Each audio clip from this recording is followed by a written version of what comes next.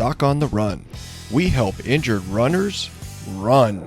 What is intermetatarsal bursitis in the runner's foot? Well, that's a great question, and that's what we're talking about today on the Doc on the Run podcast. Now, if you start getting pain somewhere in the ball of the foot, these are your toes, these are not toes, these are metatarsal bones. Maybe you're getting pain between those metatarsal bones, and something in between the metatarsals is referred to as intermetatarsal, and there's a thing called a bursa, a little fluid-filled sac that sits between the metatarsals, and sometimes you get swelling or inflammation of that little bursa, and it causes pain in the forefoot, which is, frankly, most often misdiagnosed or thought to be caused by a neuroma, an inflamed nerve that runs in that same area. So I was going to talk a little bit about the anatomy, why this is so easy to confuse those things. And so if we look at it from the side, this was your foot, and you have the metatarsal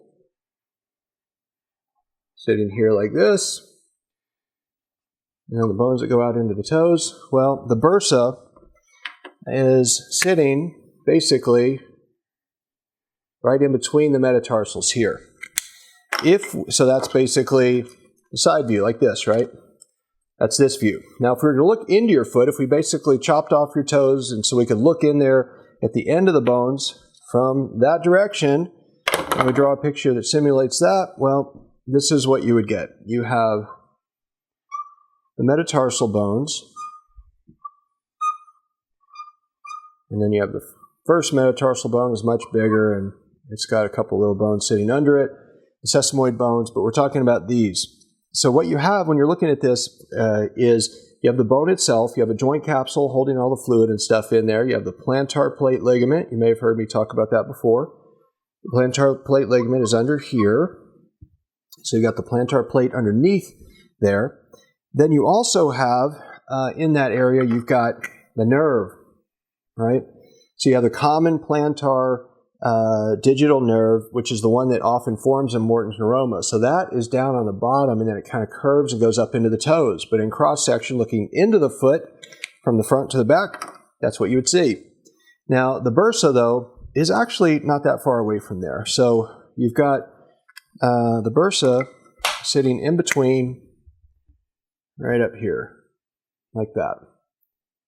So the bursa is in between the metatarsals. And because it's really close to where the nerve is, a lot of times it seems like it is, the bursa is what's really inflamed and irritated.